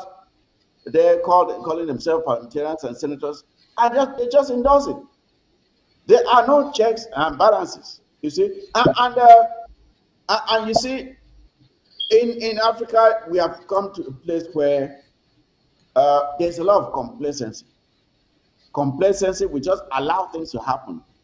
We want to talk to them and say, oh, Master, we could do how now, and so we did for you. Complacency breeds mediocrity. It breeds stagnation. Unless there is a system that can sanction poor performance, you are bound to end up with mediocrity. If there is not a system that can sanction poor performance, put anybody there. If you are not able to hold that person to account, with time, that person becomes complacent, and there is no incentive for that person to continue to strive to produce the best results. And that is how you slide down to a state of mediocrity. So, Dr. Ngwambe, can you emphasize on the importance of the various legs that are supposed to hold and support democracy? And that is why it's very difficult for us to have a practice in Africa as it is in the West. And there's another dimension which I'll bring next, but can you just talk on this one first? You know, as our senior comrade, Abodere correctly said, this is a topic that requires a whole show in and of itself, but we'll do our best to compress it. You know, having an independent media, right, freedom of speech and freedom of the press is essential to a democracy. And I bring this up because, you know, one of my favorite media in Africa to watch is Nigerian media. If you watch Nigerian media, right, if you hear the debates and the type of topics they discuss and the things that are said, you realize that they have, you know, as much as their elections sometimes seem like they're manipulated upon, their free press is pretty robust. And I really want to give Nigerians, you know, good commendation for their freedom of press. And one of the things that a couple of months ago, I saw there was a discussion, and I guess an analyst on one of these Nigerian news networks said that you can determine how much a political party will implement democracy and essentially practice democracy by observing whether they are actually implementing and practicing democracy inside their political party. So if you look at the La République du Cameroon context, the fact that there's absolutely no democracy in the Rassemblement Démocratique du Cameroun, whatever they call that, their thing, you just realize that because they're not practicing democracy, there is no way in hell they were ever going to practice for La République du Cameroun. If you go to the SDF, the same kind of mischief, the fact that SDF is not practicing democracy in this social democratic front, you realize that they're not really going to practice democracy if they took over the country. You go to Adamun Damjoya's marriage political party, where him and their wife are playing musical chairs in the political party. Are they practicing democracy? The answer is no. Kodok's party, Bello Buba Magari, Issa Chiro, all these guys, are they practicing democracy in their political party? The answer is no. That's why you'll see that in that fake banana republic, there's not going to be democratic institutions. And in a lot of French African countries where they claim to have multi-partyism, they're not going to have democracy because in the political parties, if they're not practicing the democracy, what do you expect them to do at the national level? Now, if you look at we Ambazonians, my fellow Ambazonians, I think we're doing a really good job and we're trying our best. Why do I say that? In Ambazonia, in the Ambazonian context, Ambazonian liberation movements, our political figures, and even our self-defense figures, we organize town halls, right? All of you, my brothers who understand, we organize town halls where we get to talk to our stakeholders and representatives of the different liberation movements. Those in the general population come there and they express their point of views. The leadership and stakeholders, they speak their point of view. And there's this debate. Even inside our own internal organizations, we practice that same kind of setup where you meet with the leadership, those who are the donors, those who are just the general members. We give our ideas and they bounce back. Look at our Ambazonian media. Our activists are very free to say whatever thing they even want to say, even when some of it is pure nonsense, right? They're free to say whatever they want to say. The Ambazonian activists. We have our news media channels. Some of them are really staunch propagandist mouthpieces, and then some of them encourage freedom of speech, like this ABS TV. Agbor Derek is not a part of the IG, but he's here. Don Pacho has been on ABS TV. Mark Barretta has been on ABS TV. Tapang Ivor has been on ABS TV. Mark Chebs has been on ABS TV. Dr. Fontem Neba has been on ABS TV. Our brother Ato Mutia has been on ABS TV, where Ambazonians come to discuss. So Ambazonians, we're not there yet, but we're trying our best. If you look at the IG, the election for this generation of Comrade Chris, we had a democratically principled election. We had a debate between Comrade Chris and our sister Ma Gertrude. 2 debates, mind you, televised debates. Yes. The election was televised, where the results and the votes coming in were televised. That is democracy in practice, my fellow Ambazonians. As much as we have our disagreements with our brother, Dr. Ayabacho, and the Egg of Sea for the mischief that they're doing, they are also trying to have some semblance of democracy inside their organization. Because I remember watching a debate hosted by our sister, I think her name is Dr. Ma Free, where she hosted the debate between Dr. Ni and Dr. Ayabacho. So we are trying our best. We're eventually going to get there, right? One of the things that we Ambazonians, we need to make sure that we do is that we need to make sure we sit back and we recognize and analyze those things that we have suffered at the hands of La République du Cameroon, and look at other countries where they have suffered and failed, and then look even within our liberation movement and see where we have suffered and failed because we did not allow for opportunities for debate, opportunities for different ideas. We created situations where people were kicked out of forums, where people were character assassinated, and all those types of things. And we figure out in the crafting of the Ambazonia that we want, what are the checks and balances that we're going to put in place that will keep a leader from sitting in power from thy kingdom come, like Sisiko Ayuktabe and Dr. Regardless Samuel. of whether, Dr. Wambe, and to sit there regardless of whether they are doing well or not, whereby somebody who is performing poorly, there's no chance for the people to evaluate him and determine whether or not that person should continue to serve. That is simply what elections are for. You present yourself for the people to periodically evaluate your performance and see whether you are worthy to continue serving them. It is something that must be encouraged in every society. Because if not, you are just stuck with a poor leader and who continues dishing out the same poor results, stagnation, like I said, mediocrity, and the people are at the receiving end of it. And Tom, Mike, the next thing is that Ambazonians, just because someone has the, what is the word, my brothers, you know, when you aspire for position, we should not be calling that power mongering. So ambition, the word is ambition. Having ambition is not a bad thing. Because a lot of what has happened in this liberation struggle is that certain people who end up in a position of authority, they will label you a power monger just because you have the ambition to maybe aspire to get into that chair, and then they weaponize their sycophants around there to speak badly against you when you are actually telling the truth about what needs to be done to fix this liberation struggle. And we need to get rid of this thing where we label people as power mongers just because they are standing up and speaking truth to power, and that they want to aspire to enter into that role and bring about change. That is something that we Ambazonians need to figure out how we're going to adjust that. Even in the midst of all the not to forget those amongst us who are yet to embrace this principle. There are some amongst us who call themselves leaders, but who have refused to subject themselves to be evaluated by the people. That is the kind of leadership that we don't want, where you just sit there year in, year out, you call yourself an eternal leader, then you don't give the people the chance to evaluate your performance and to determine whether you should continue to be a leader. That is not what we want in Ambazonia, and that is not the kind of leadership we want in Ambazonia. That's not the kind of leadership structure that we want in Ambazonia. But let me take us back to this idea of democracy. And For quite some time, I have wondered if the West, when they introduced the idea of democracy, did they mean for it to work for the African continent as for the West?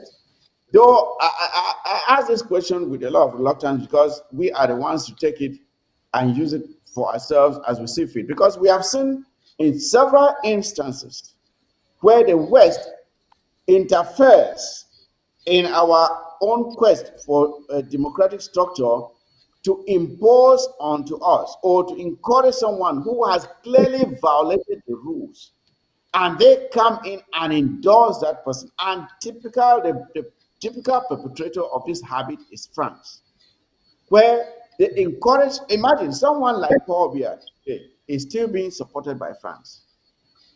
Someone who has been there, given himself 2 7-year terms. After those 2 7-year terms, he simply changed the constitution and left it open. And now there are no terms. And you still go to the West, and the same West that will not dare allow someone to exceed 2 terms will embrace you and call you Monsieur le Président. The complicity of the West in bringing this state of perpetual mediocrity with regards to the kind of leadership that the African continent has is criminal. It is criminal. Another example is the recent election in Nigeria, where even as the Nigerians were still going back and forth to determine whether the results of that election were free and fair, Western powers were already sending in congratulatory messages to Tinubu. Imagine that if there was an election in the USA and there's still a contention as to determine who actually won, and some African leaders were already sending congratulatory messages. Imagine the scorn that will be given to them. They will be scolded. They will be scolded for interference. But the West always feels that they can come in and interfere and impose someone who clearly violated the rules of the game, stole an election in broad daylight. Paul Biya never even campaigned but won. And the margin of victory in Africa is always in the 90%. And you ask yourself, what kind of leader will have 90% support amongst the populace, no matter how good you are? I think it's almost impossible to have 90% score support amongst your people as a leader.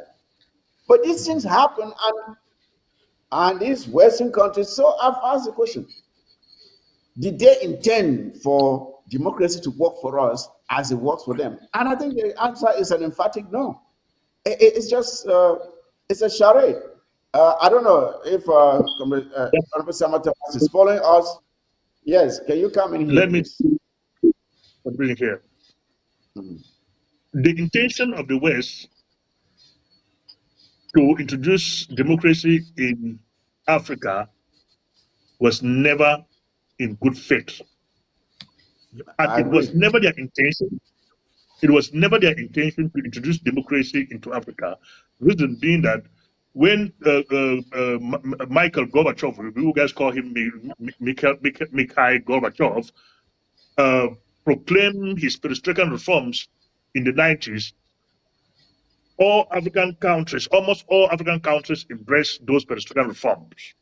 The creed of persons that came up to support those reforms in Africa had the idea of the forefathers of Africa, like the Nkrumahs and so on and so forth. So when the West saw into it that these people, if true democracy is allowed into Africa, then their interest, their manipulation, and keeping Africa under subjugation will be gotten rid of. So they said, no, if we allow this people go this way, we are done with. And they reversed everything in the books to go back to say, we are going to throw our weight behind the Paul Biyas because they are there to back our interest.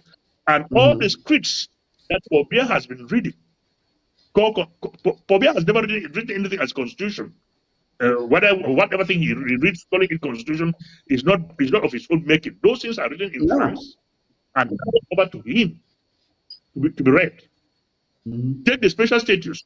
The special status was never Paul Biya's handwork or any member of Paul Biya's government.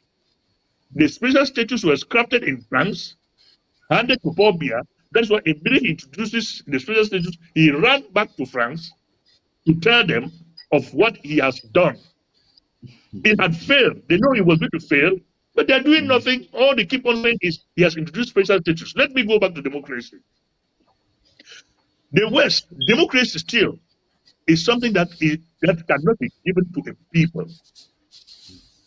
We choose to believe in good governance and democracy and makes it work for ourselves. But by the moment African people and African countries would think that somebody is going to enforce democracy or give them democracy, for whose interest are you going to be given that democracy? For the person giving you democracy, or for your own interest? By the moment you know whose interest that democracy is going to work for, then you will fight for that democracy for your own interest, or you take that democracy which will be introduced to you or given to you by somebody for his own interest. It cannot be for your own interest, like Professor Luma says every day. For whose interest do you think they are calling Sino African Summit, American African Summit, Japanese African Summit? It cannot be for your own interest. It is only for the interest of the person calling you to come and discuss it. The day we will sit to know what our own interest is, we will know what good governance. So it is only good governance that can bring development into any country. Once good governance is thrown out of windows, there will never be development. Absolutely, absolutely. That is why I thought it necessary for us to examine this topic, because when you look at the way, even if we look at the way democracy is practiced, say in France or Canada or the UK or the United States of America, it's not the same. It's not the same. There are disparities in the structures, but the outcome is the same. They produce the leaders that are chosen by the people. Because they crafted those laws, patriotic men and women of those countries crafted the laws that will enable them to choose the leaders that are truly selected by the people. Our own system is rigged by the structures that we have, if at all we have any structures. Our system is already rigged to produce us the fake. Our system is rigged to produce for us the fake leaders, those who do not have our interests at heart, those who have the interests of others at heart. That is the kind of democracy we have. So when we talk about democracy in Africa, it does not exist, except sporadically in some areas where there is insistence, like we saw in Senegal recently. It's very rarely practiced as it should. And most of the times, the people have to stand up and demand that the rules be respected. Like it happened in Senegal. It wasn't because the government just said, okay, let us follow. The rules that were in place were not clean. But the people stood up and said, no, this time you have to follow the rules. And that is why it worked in Senegal. But we are yet to have those structures, like we said. We are yet to have that free press. Mike, let me come in there. It works in Senegal because at a given moment, when the guys in parliament in Senegal saw into it that if they maintain the status quo, the entire country was going to go up into flames. As individuals, they chose to respect the rules that were in the books, not to respect Mr. President's rule, but the rules that were in the book. That we cannot go by this. If we go by this, the whole country is going to go down. For as an individual, if you are in a law-making institution like the parliament, and you think you are not going to work but for the people, so far as democracy is concerned, and you think you will work but for Mr. President, then you fail as an individual to serve the nation. If you tend to be a spy for somebody in parliament, which is the people's house, but you are serving an individual as if it's that individual that sent you into that place, then you are a dangerous element to the entire nation. These are the type of people that needs to be court-martialed if they serve as spies, spying for individuals in our various parliamentary settings. So, what am I saying here?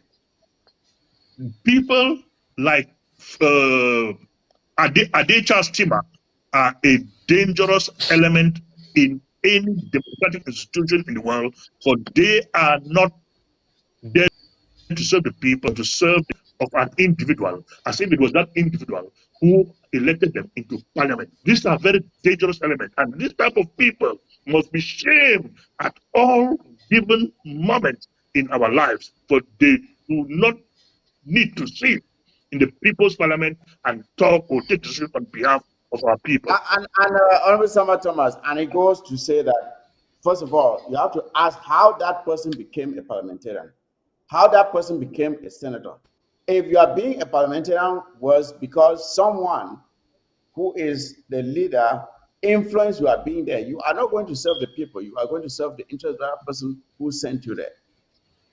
In the same light, if you are sent to the parliament by the people, you will strive to satisfy the people so that next time they will send you there again. That is how the system works. So what we are saying here is that until we have a system that can support the institution of democracy in Africa, we will continue to have this failed, this truncated so-called democracy which we have in Africa, which does not serve the interests of the people. What we have in Africa today is not democracy. You must have the judiciary, you must have the free press and the legislature that will support the institution of democracy, where the people will truly choose the leader that they intend to serve them, not being handpicked by somebody sitting far away. Senior Comrade Derek, can you come in here again? Yeah. Thank you. You see, this is a very democracy is a very interesting topic, and when we look at our own. Do you guys hear me? Because I see that. Yes, sir. Yeah, well, okay. Hear you. Mr. Bia made a statement in the 90s where he said that les Camerounais ne sont pas prêts pour la démocratie. I don't know if some of you heard that statement. Yep. He said that You're Cameroonians were not ready for democracy. And at time when I see it and I ask myself, I try to reflect on that, on what he said. I came to the conclusion that at one point he was right, because he himself, when did he make that statement? He made that statement when he lost the election for John Frudy won, but the people, the French Cameroon elites took him, changed the election and played Mr. Paul Biya there, and he came and said these guys are not, they don't know what democracy is, they're not really ready for that democracy. And they told him to sit there. He said, okay, if you want me to sit there, I will show you something. And that's what you see what he is doing. He came down and started dismantling now the least institution even that was even existing. He dismantled everything, even including the constitution. Dismantle everything. I said, okay, since you guys want me to be life president, I will be life president now. So what do I mean by this? You see, the people themselves have a very, very big role to play when it comes to democracy.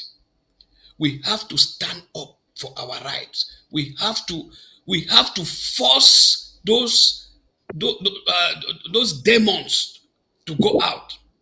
And that is where I really applaud the people of Ambazonia.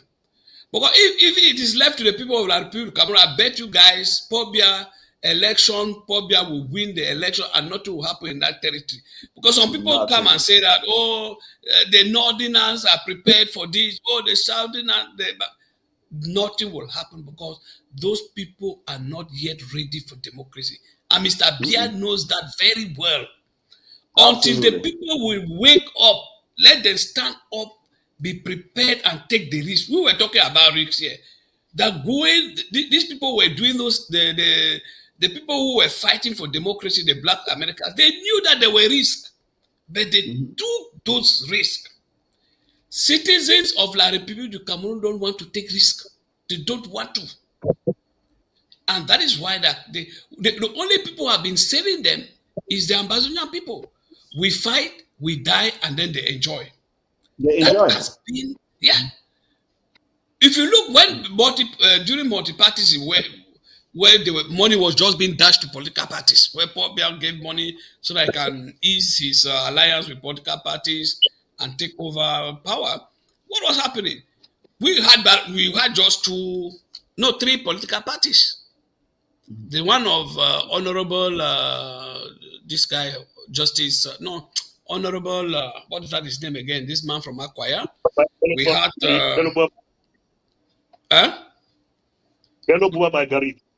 no, the man from Akwaya. Ayapo. We had Nijon Frundi, and then we have this woman, this lady. This the woman who what's her name again? Not Kawalai. Yeah, Kawalai. But you see how we had just three people. Kawala came in later. Kawala came in later. Yeah, she came in later, but she had been in the SDF. She was already anticipating, to get her own party. She was in the SDF. So you see, we had just two political parties. You see, but now they went and created hundreds. Maybe it was about 200. But by then they created about 170. I think they have more than 300 now. Now, so they were just sucking out the budget, sucking out money from the people without doing anything. And that is why I said the very people supporting this very political party have a problem. And that's why Mr. Biya said these guys, the way I look at them, they're not ready for democracy. So until the citizens of La Republic Cameroon will be ready for democracy, I bet you the CPDM will win the 2025 election and no noise, nothing will happen. And this is very clear. Look, from the time Ayijo left, we have been hearing for more than 42 years that the Northerners are now angry, they will take over. 42 years now, nothing. And we think that it's in 2025. Senior comrade, this is one of the things I get so frustrated with such arguments. Such arguments come from lazy people. Lazy people who are sitting there waiting for someone else to do all the farming so they can come and harvest. You are not doing anything to change the system. You are waiting for the Northerners to rise up and do something for you to harvest. Exactly. What are you doing yourself? What are you doing? Sorry. Let me interject there. All of them, the Northerners are doing nothing. We fought in Bamenda for Bello Bua Magari to be brought in back from Nigeria and Israel Chiruma. They came in. Instead of supporting us to remove Paul Biya, they call us les ennemis dans la maison. So all of them, for 2 years, they've been waiting for somebody to do the job. All they do is to make noise over there, waiting for the Bamenda man to react. That is why there is a slogan there. Is the Bamenda man going to accept it? For that, everything they are doing it in anticipation of what is going to be the reaction of the Bamenda man. So the Bamenda man has chosen to allow them with their phony democracy. Yes. And let me just help them. I've helped them before. The electoral box in La Republic Cameroon is not a problem. Camto should get this into his 6th score. The electoral box in La Republic Cameroon is not a problem, but the electoral modalities. Once La Republican citizens cannot fight for a good electoral modalities, and they think that elections are going to solve the problem. For Frank Biya, like I told from things like that, Frank Biya will be the president of La Republic Cameroon.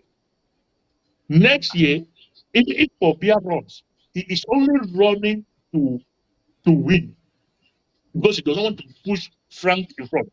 Once Paul Biya wins, of which he is going to win, he will be seated there for 1 year and said the CPDM should make elections for a new chairman of the party, and that chairman of the party will be Frank Biya. Once Frank is elected chairman of the party, Paul Biya will resign. The chairman of the party takes over from the. Let me be prophesying for La Republic Cameroon what is going to happen in La Republic Cameroon.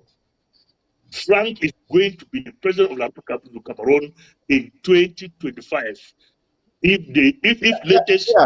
If not, later in 2026, Frank will be the president of Cameroon. If they do not fight to see that the electoral modalities are changed and make the playing field favorable for everybody to play, and they keep on playing that track of elections and going out there to register and vote, let Jesus Christ come and register everybody in La Republic of Cameroon. Obia will still win.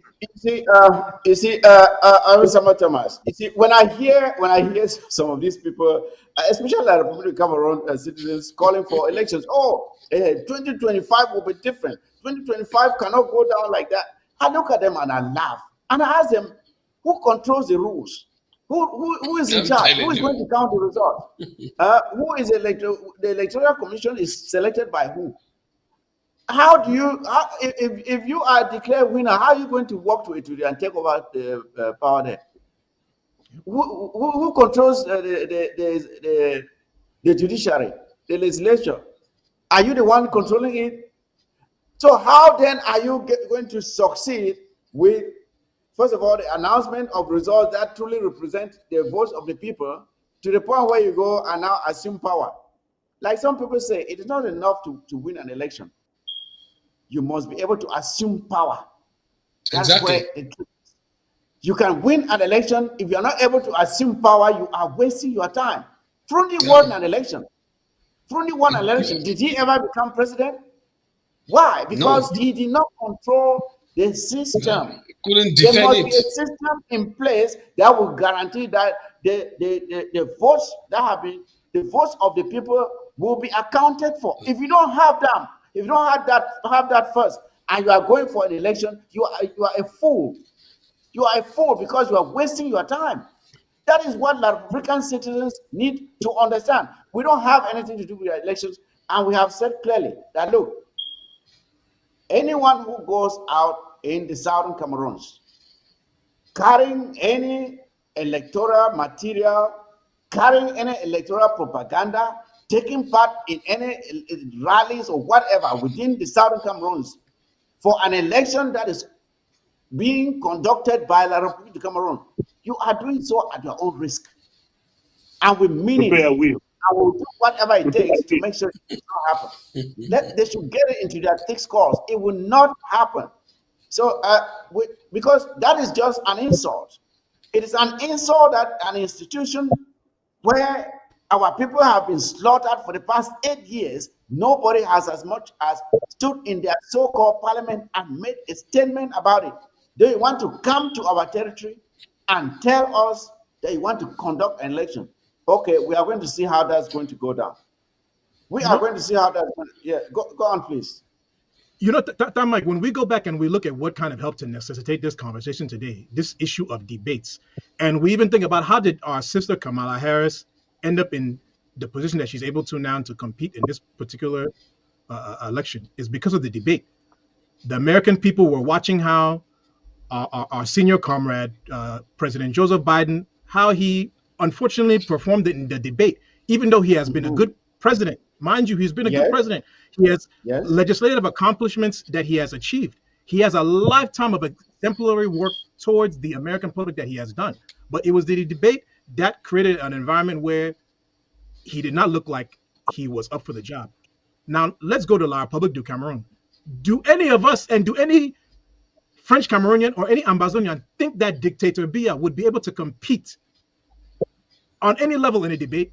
Imagine if you put someone like Comrade Chris, Dr. Yabacho, Dr. Sako, our brother Siseka Yuktabe, Sister Marianta, all these are leaders, any of them in a debate against Dictator Biya. Dictator Biya will not have the energy to compete against any of these people. If you even put Dictator Biya against any of the French Cameroonese politicians who are vying, Kamto in particular, would he be able to compete against Kamto? Does he have the energy, the stamina to compete against someone like Kamto? No, he does not. And he would be moved out. But because that system does not create for that ever to happen, they are stuck with him. And that's completely the sad thing about them. Comrade, let me ask something. Let me just ask something. So, let me ask something. Has anyone seen Paul Biya in a CPDM meeting? No. Have you ever seen Paul Biya in a CPDM meeting? Senior Conrad, have you ever seen God walk on the face of the earth? Have you ever seen God walking on the face of the earth? How do you expect Paul there to go to a meeting with ordinary people? He's not an ordinary human being. So he doesn't attend the CPDM meeting. So how do you expect him to come on debate? How do you expect him to come on during rallies? Nothing. And take part in the debate. Let me just respond to a comrade who is making a comment here that we shouldn't talk about the Bamenda people as if it's only Bamenda people who are fighting against Cameroon or this. I want to say this because we must understand how French Cameroon citizens refer to Bamenda. When they refer to Bamenda people, they are not talking about the people who are from Bamenda only. They are referring to the southern Cameroon. That's how they call all of us. They call any southern Cameroonian a Bamenda people. So that's how limited they are in their knowledge of who we are. They think of Bamenda man. When they say Bamenda man, they are referring to all Ambazonians. Let us understand this. So when we use it, Bamenda man, we should understand that it does not refer to those from the region called Bamenda only, but it is used generally to describe Ambazonians. Just that clarification. You hear they say Le Bamenda la. That's what you hear, Le Bamenda la. Yeah. So I think this has been a fruitful discussion, and like you rightly said, this topic of democracy is one that is large. It is multi-dimensional. We can go into various pockets to pick up topics to talk about. But I think we have covered some material today, which I believe our people should be able to benefit from, and to understand that in order for true democracy to exist, there must be there are precursors that must be put in place to ensure that the enforcement of the rules will take place, so that the leader that is truly chosen by the people can be the one that will serve the people. If you don't have those precursors, which include a free press, a judiciary that is free of any influence by the executive, and of course a legislature that is truly free from any influence from the executive. If you don't have these three arms ready and completely free of any influence from the executive, and you say you are going in for a democratic structure, you are wasting your time, because the results you will get will not be reflective of the wishes of the people. And let me just go ahead to say this: having good leaders is not a matter of chance. It's not a matter of chance. It depends on the selection criteria that we have to put in place for the selection structure to truly represent, to make sure that it allows for the leader that is truly chosen by the people to emerge victorious at the end of the day. So it's not by chance. It's not something that you just allow and say, okay, let's just gamble. You have to put in place a selection criteria that will guarantee that the choice that will emerge at the end of such a selection process will be a true representation of the wishes of the people. That's what I'm trying to say. So if you don't have that selection criteria, being the electoral modalities and the other supporting structures that we have said here, if you don't have that in place and you are calling it a democracy, it is just, you are using that word wrongly. You are not using that word in the right context. So having said that, I know we have talked on quite a few things. I will give each of you a minute each to summarize your thoughts for today, and we'll call it a day. Starting with you, Honorable Sama Thomas, I know it's late with you there. Please, you have 1 minute to summarize your thoughts, and we'll call it a day. Okay, thank you, Comrade Mike and Dr. Mwambe, Senior Comrade Akbar Derek, for having me in this panel today. Once more, I just want to say congratulations to our people on the ground who've been bearing the brunt of La Republic's terror that they are making on them. But I hope the God that all of us serve is going to protect all of you to see the next day, for you guys are living day on day-to-day basis. All I can tell you people and to encourage you is that freedom is not free. You must sacrifice something before you get something. And if we keep on sacrificing the way we are sacrificing, I am foreseeing a Southern Cameroon, which is going to be the only independent country in Africa. And I hope for not too long a time, we are going to arrive that promised land that all of us have worked so hard to attain. And for our fighters, I will say courage to you people, but you guys should avoid those things that will antagonize the civilian population, which will lead to your exposure to the enemy. Don't push the people you are fighting for into the hands of the enemy, but bring them closer to yourself. Thank you, Honorable Sir Thomas. It was a pleasure having you. I know it's late. Go and get some rest.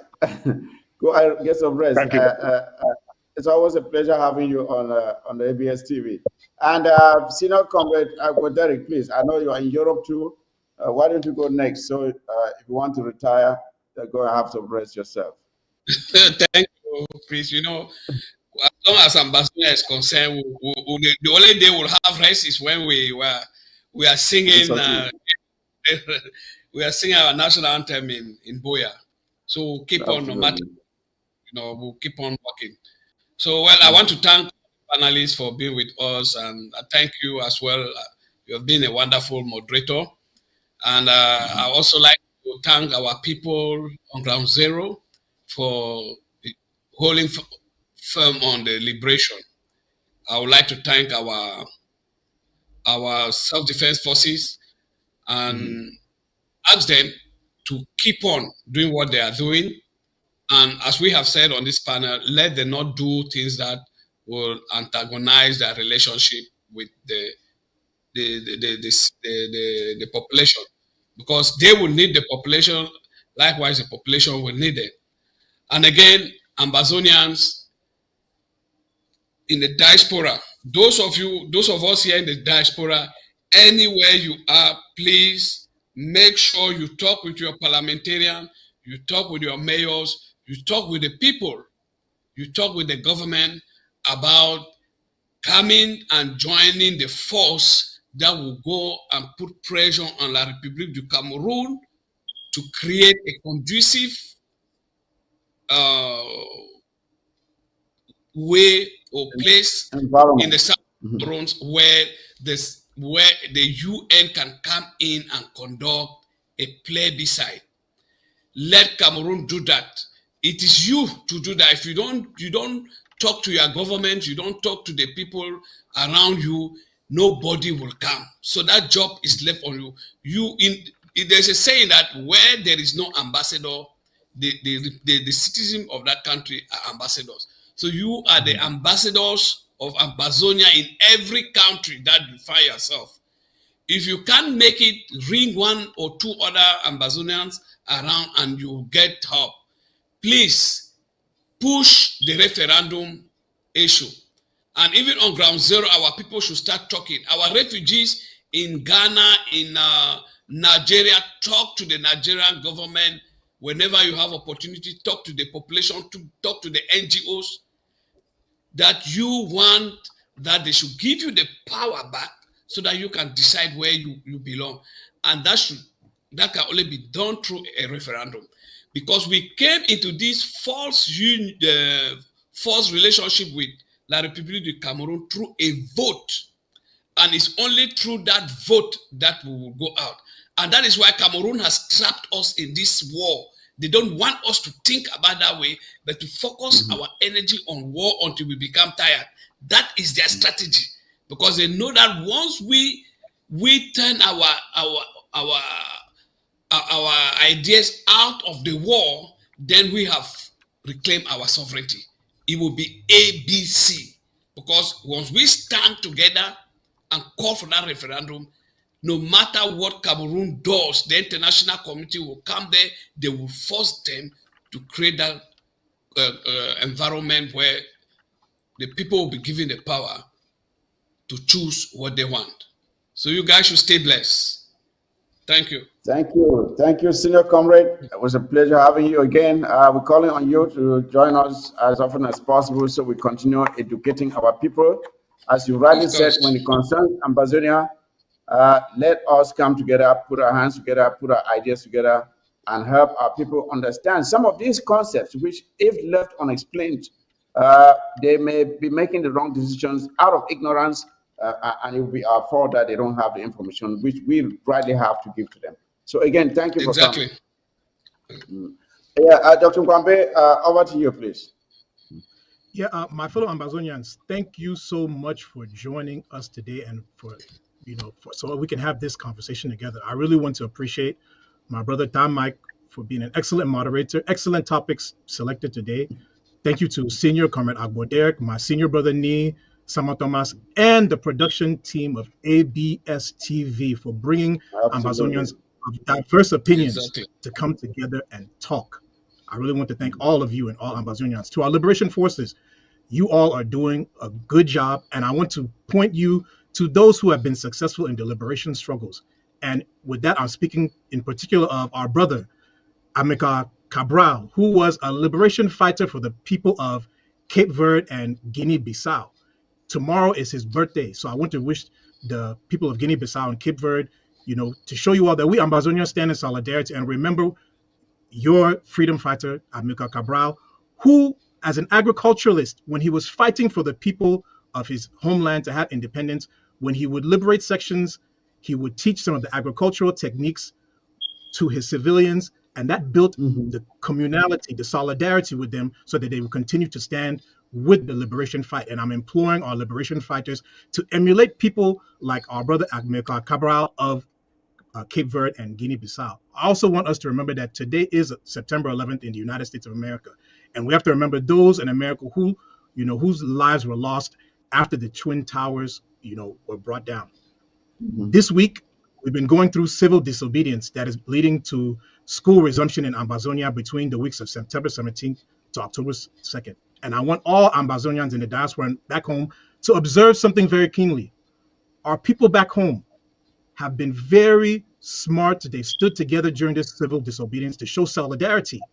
And our leaders in the diaspora, through the Consultative Commission, they spoke with one voice. And it's because of these joint activities that we are able to see the evidence that is going on the ground right now, where the environment is tranquil, where the people are respecting that the school resumption date is going to be between September 17th and October 2nd. So I really want to appreciate the Ambazonian people and appreciate those leaders in the diaspora and their organizations for speaking with one voice, for standing together and being in solidarity. Finally, in the words of our brother, the former president of the United States, Barack Hussein Obama, who said, "Change will not come if we wait for some other person or if we wait for some other time. We are the ones we've been waiting for." My fellow Ambazonians, we are the ones who we have been waiting for to liberate our homeland. We're not going to pass this fight on to the next generation. We are going to deliver a sovereign, independent nation to the people who are living now and to the generations that have come after us. They're not going to fight this fight. We are going to fight it, and we're going to win, and we are winning. God bless you until we talk again. Take care. Thank you. Thank you, Dr. Mbangwambe, again for coming on ABS TV today. It's always a pleasure to have your own perspective. Much appreciated, and of course, we're calling you again. Now, fellow comrades, we have come to the end of this program for today, but I would like to reiterate a few things to you. The school resumption, as we have said, the lockdown continues until Friday, and then I think Saturday and Sunday we are open. And from the 17th, we are supposed to have an opening from the 17th to the 2nd. Will be open for schools to reopen in Ambazonia in accordance with the programs that the various school administrators have in place. So from the 17th to the 2nd of October, we should be able to do that. First of all, we know that 1st of October is our Independence Day. We will do, you are called upon to celebrate that day in whatever way that you feel is safe enough for you. I'm talking especially with those on ground zero. We don't want you to do anything that will put your life in jeopardy. We understand that the criminal forces of La Republic of Cameroon will be looking for signs or for evidence of any celebration as far as those of you on ground zero are concerned, so they can come and torture you and kill you. Do not expose yourself carelessly to be harmed in any way, shape, or form. But for those in the diaspora, you are called upon to come out wherever you are, even if it's just you alone, and fly our flag, do whatever you can to celebrate that day. We need to see us all coming together and making sure that, that our colors are shown wherever you are. But for those in ground zero who may not have the same freedom of doing so, but we have to celebrate that day. Lockdown continues till September 16th, and from the 17th, the lockdown ends, and you can go out and assume your normal activities, and those who have to go to school can go to school. Now, this Sunday, this interim government is conducting a draft which is meant to raise funds to support our liberation fighters on the ground. You are called upon, please, to come up and come on and take part in this draft. I think it should be run live on ABS, as well as a Zoom link that will be circulated. The various LGAs and counties are mobilizing and putting together their funds within their structures to present on that day to show what they have been able to raise. So again, to our fighters on the ground, please, you must continue to treat our civilian population well. They must see you as their protectors. You protect them from the violence that is and the extortion of La Republic of Cameroon. You cannot be seen as being participants in their persecution. That will not work well for our cause. So please, your role is to protect our civilians, not to persecute them. So we're calling on you to treat them well. Make sure that they are your own protectors as you are their own protectors. You take care of each other. That is your responsibility.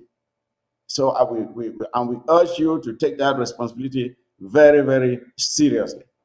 Now, fellow Ambazonians, we have covered quite a wide number of topics today, from the poor infrastructure, which is intentionally allowed to decay in the southern Cameroons by La Republic of Cameroon, because they want to discourage us having the ability to communicate or to move within our territory. It is intentional, and we know it, and we can only fix that when we completely disengage from them. So we take over our territory and manage it as we see fit.